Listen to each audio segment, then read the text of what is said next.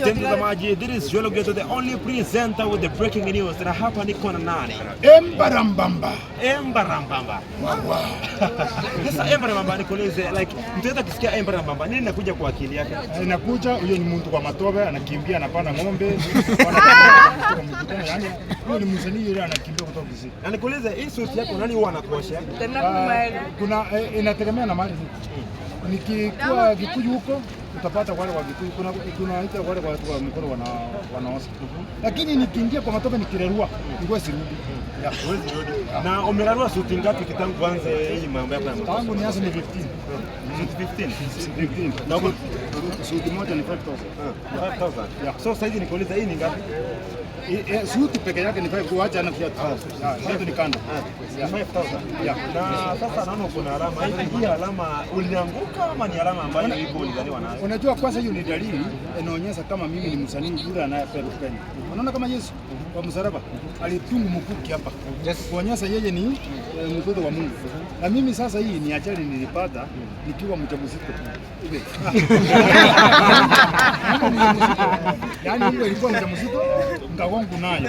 Wakati niligongo ndio maana ngaokoka sasa. Hapa sisi wakoka mzuri. Naokoka kwa sababu sasa na pale nyumbani ambapo awafia hali yako ya kwa wewe kurukaruka unaumia wakuuliza ama bibi yako mpenda kuuliza? Samani ndio walikuwa wananiuliza kwa sababu samani niliingia pale kwa kwa shule ilikuwa inaitwa Nyamaji. Wakati nienda kudansia huyu sahihi president, wakati alikuwa wanatafuta kiti 2013, nikaingia kwa choo tena nyasi kajifunika huku kiafya au kuweza kuadhirisha. Hapana, hiyo tutaona tukio kwa record ya kitambo. Na bibi yako yeye kibinafsi anahisi aje kulingana na yeye kujidina yako? Akiona nikikuja na matope, nikikuja na nguo imechafuka, nasema unge mingia. Lakini akiona nikiwa hivi, nasema ngoro ndio yeye. Sasa Embarambamba nikuulize, ni machanga yapi yale ama mashida zile ambazo unapitia katika hii kazi yako? Hii kazi yangu masira ni kwenda kuimba uchalipwa. Sasa inabidi unaingia kwa mfuko unatafuta, na kitu kingine ni ile mtu anakuchomea kile kitu ambacho. Na hapa leo tumekuja katika hafla ambayo ilikuwa ni ya Omogusi Thanksgiving Sabbath ambayo ilikuwa imepangwa na Geoffrey Musire. Leo kama msanii ulialikwa ama ulijileta? Nilialikwa automatic, lakini sasa kulingana na mipangilio ya SBS Sabbath Day Development, uliona huko mbele hawezi kunipea nafasi, lakini pastor yule alikuwa na upili alinitaja.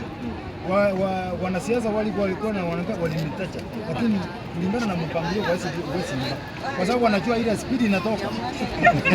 Na zile pesa ambazo unaipata za usanii mara moja tu ni ngapi? 200,000. Na kwa jumla akaunti zako zote unaweza sema saa hii ni 00 siongea. Na una familia ya watoto wangapi? Niliana kufanya mchezo napata nimefikiza 5. Unajua nilikuwa na rara hivi ananigusa. Kwanza na miaka mingapi? Sijui ni uso unaangalia naona hii ni sura yangu. Lakini miaka sijui. Na kwa watoto wako kuna yule ambaye unasema kwamba kuna mmoja anakaa kunifuana tabia zangu za kurukaruka. Wako wawili hata kwa shule wanapika. Yaani wakisikia music kama drama wao ndio namba 1 hapa international. Na kwa hivyo Embarambamba una miaka mingapi? Saa hizi kile nilizaliwa 1988. Miaka mingapi? 1988. Kama 35. Hapana, si atika 3. Niko 29.